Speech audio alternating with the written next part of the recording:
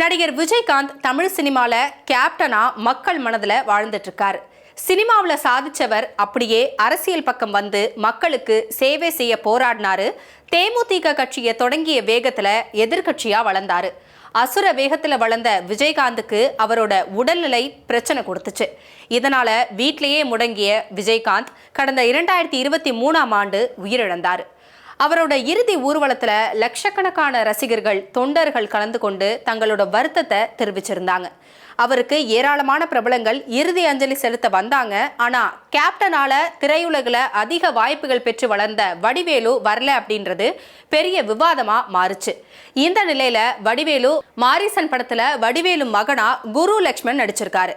அவர்கிட்ட வடிவேலு, மனுஷன் இறந்ததுக்கு கூட என்னால போக முடியல, நான் போயிருக்கலாம், நான் போயிருந்தாலும் அவரை இவ்வளோ திட்டிட்டு எதுக்கு வந்தான்னு தப்பாதான் பேசுவாங்க, ஆனா மனசார சொல்றேன், அவர் சொர்க்கத்துல தான் இருப்பாரு அப்படின்னு சொல்லியிருக்காங்க.